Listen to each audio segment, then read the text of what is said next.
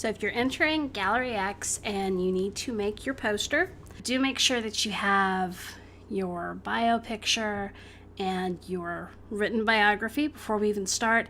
If you have an external hard drive, save all of this into one place on your external hard drive.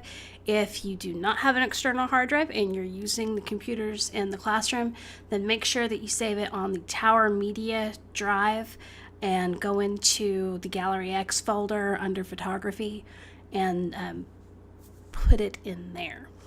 And so let's go ahead and get this started. Open up Adobe InDesign. I am using 2017, so both versions may be on the computer. I don't think much changed between them, but I am letting you know where we are just in case. So in this instance, go ahead and click on New, and automatically it's going to come up in default for print, or at least it should. So you do want to make sure that this is a print document, not web or mobile. A web document is going to change the resolution down to 72 dpi, that's dots per inch, whereas a print document is going to be at least 300 dpi. Since we are not working on newspaper, or a book, we do not need to have facing pages, and we're going to actually have to do a custom size. So we'll go in here and do custom.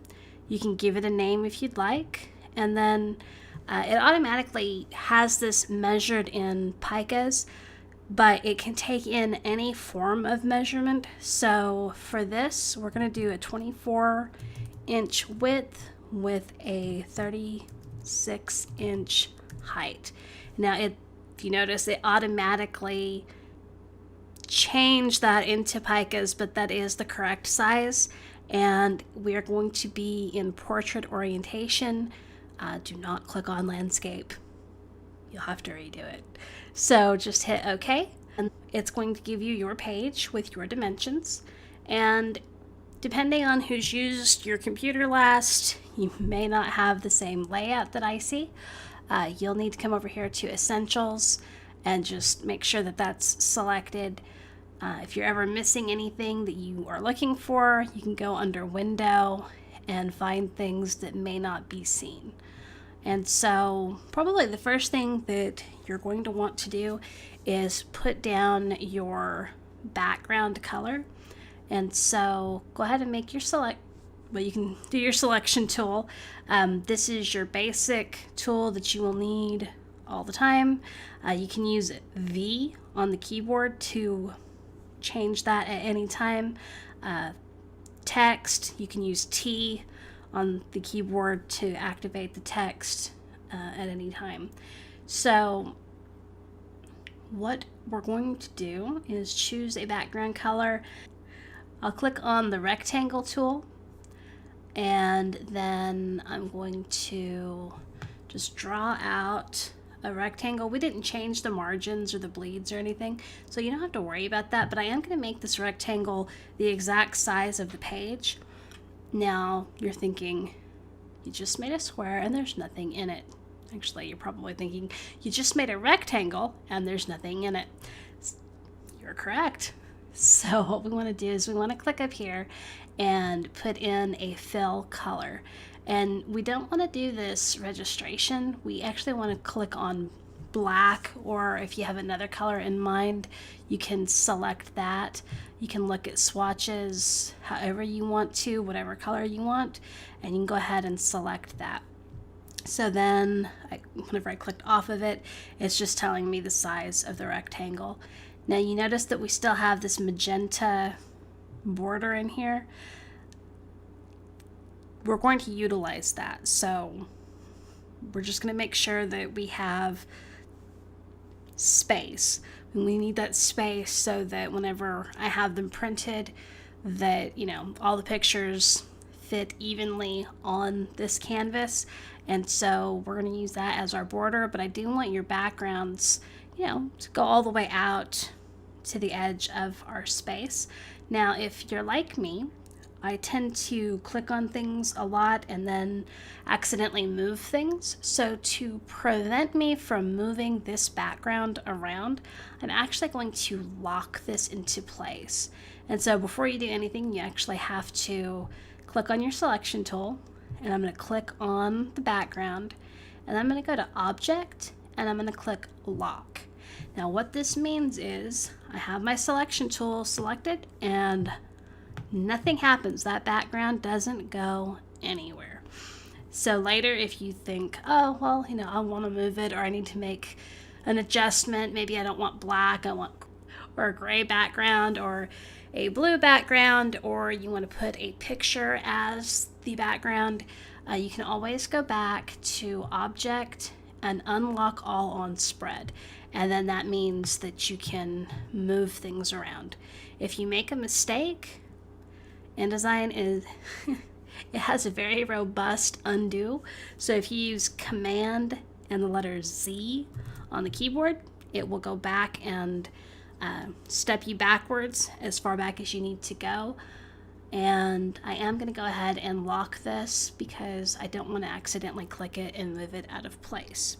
First things first, I know that I need to put my bio and my picture in here. And so what I will do is I will say File, Place.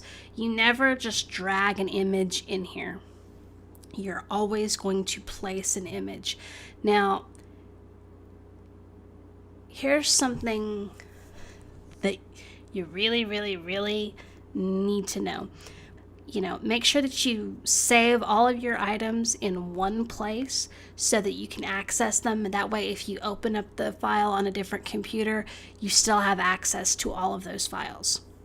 It will save you a lot of time in the long run. So prepare and always have your images and everything in a place that you can find them. Now we're going to add things to our poster. So we'll come over here to File and click on Place. And so notice that all of my images are in one location. And so let's say, for example, I'm going to place this image first. I'm going to go ahead and hit Open. You can double click on the item. And you notice that I have this little preview just kind of hanging out. And I can move it anywhere I want. Now, here's a problem that you can have. If I just go ahead and click, it's going to just place that image right there. It just put it there. And that may not be where I want that image to go. It may not be the size that I want that image to be. I don't really have any control over that. So something else you can do, and if you ever need to go backwards, you can hit Command Z. You can actually decide how big you want an image to be, and you can hold down your mouse and you can click and drag the image to be as large as you would like for it to be. And so I love where that image is. It makes me exceedingly happy, and so that's where I'm going to put it. Now, if, for example, I wanted to make a larger image and I want to drag this out to be a little bit bigger, and I go like that, hey, the image didn't move. This is normal. So in InDesign, you have your bounding box, and then you have the picture inside the bounding box. And so the image itself, I can double click and you can see that now I have this orange box, and so now I can drag this to be as big as I want it. Now notice, because of the way that I dragged it out, that now it's starting to look skewed and distorted, and also a little bit cut off because I went outside this box, but yet it's only showing me what's in the bounding box. And so anytime you want to change the size of anything, you can hold the Shift key down and drag, and it should help keep everything in proportion. Something else you can do is you can decide with your original bounding box how big you want the image to be, and then you can right click in here and click on fitting, and you can tell it to fill the frame proportionally, and it will go back and it will set it right. And then if you decide that you want to cut off a part of it, you can do that too. So I'm not particularly happy with that size. I want it to be a little bit smaller. Now I can, drag this around so that, maybe I only want the corner of the chair in that bounding box. I can actually use it to crop the image without actually cropping the image. The whole size image is still there, but maybe I don't want to use the whole thing. Or if I decide, I'm not sure I like that, I can right click, go back to fitting, and tell it to fill frame proportionally. Or I can tell it to fit content to the frame. Or I can clear the frame fitting options. So in this case, I'm going to fill the frame proportionally, and it's going to look like that. And actually, I don't know, which do I like better? I can do Command Z, or I can actually come over here and say, no, let's redo that, because I think I like this better. So I'm going to leave that as is. So sometimes you can accidentally move something and it doesn't do what you expect, or if you grab it here, you kind of wonder where it went. That's where it went. So you can always bring it back to where you need it to go. And if you do notice, occasionally you will see little green guide marks in different places. Those are helpful guides for you. You're not going to delete those or anything. All right, so I like this image. I'm happy where it is. Life is good. Let's move on to the next thing. Next thing I'm going to do is I'm going to come in and place, my photo. And so it stayed in it just replaced it. It just replaced that whole wonderful image that I had exactly where I wanted it. And the reason it did it is because I had it selected. You never want to do that. So we're going to use Command Z to go back. And so now you can see that I still have my little happy image over here. And so I'm going to drag this to be the size that I want it to be. And actually, I want it to be more of a square. And so I can leave the bounding box where it is, but I can change things about the image to some extent, and I can even make it a little bit bigger so that it's just my crazy hair and my head, and say I'm happy with that. Go me. All right, so always make sure before you do anything else, if you click over on the pasteboard on the side, that will deselect everything in the frame, and then you don't have to worry about accidentally pasting something in that you don't want to paste in. Something else in regards to bounding boxes, text is also bounding box limited. That sounds really odd to say. But I can come in here and I can drag out how big I want the text box to be. And you notice that I have a nice little cursor in there, and I can go in and I can just start typing. Now, if I already have my document done and I have all of that information, I can actually come in here and place my text from the document in there. Now we're probably not going to see it because it's all black, so I'm going to do a Command A to select all, and I'm going to come over here and I'm going to pick my typeface, and I think I'm going to try about a 30-point font, and let's see. Oh yeah, it's still black. So I'm going to come over here to text, and I'm actually going to change it to white. For InDesign, white is also called paper. And so I'll come in here and I have my text and say, just because I'm me, I want to have it justified so that it goes all the way across. And you can do other options. If you do not want it to hyphenate the words, you can turn that off. You can change the indenting. You can make things all caps by using this double T. You can change the leading so that there's more or less space between the lines. And so let's say I want to make a little bit more space. I can do that. And then, I like that pretty well. Now, I have a logo that I like to use. And so let's say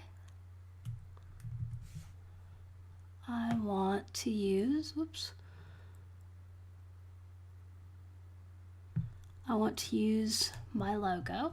Then I can come in here and I can also do place. And I have my logo. It's already a PNG. And so that looks really bad, doesn't it? I can come in here and lay that out and see that there is my logo and I have my text. So now I need to add some more images in here. So we just continue going in and placing things until we get exactly what we want. So let's say I want to put this picture in here. And I don't know. And if you ever need to zoom in, if you have a trackpad and you're using a mouse, you can actually pinch to move forward, but your zoom options are up here. And so within this picture, it was at Petit Jean, and that's at Mather Lodge. Really pretty place to go. I really, really like Petit Jean. Let's say I want this to be more of a square than anything else. And so we'll put this on the line. Maybe we'll give it a little space over here. And we'll hold shift down to resize it a little bit. And grab the little donut content grabber. And I think I'm pretty happy with that. So I've got that placed in there. And I can, have more or less space. You don't want your poster to be too cluttered.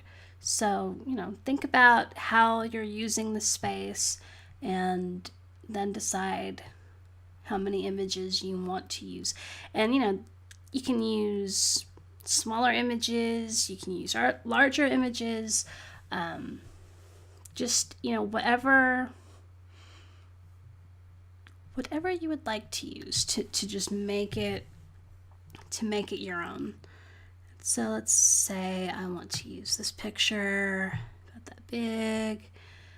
Yeah, I like that. And always remember to deselect.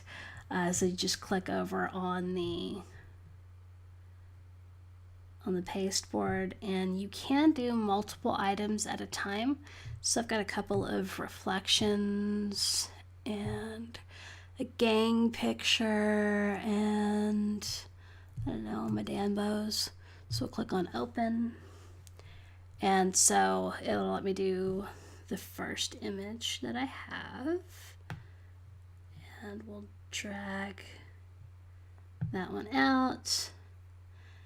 And then maybe the second image that I have, drag that one out. And then a third image that I have, drag that one out. Oh, and then I've got this extra one. Okay, so something is going to have to change because I have too many images.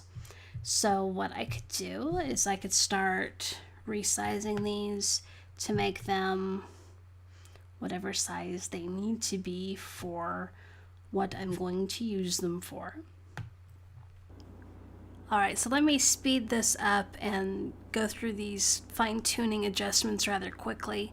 And all I'm doing through the whole thing is just making minor adjustments, moving things around to get a better feel for how I want the images to look.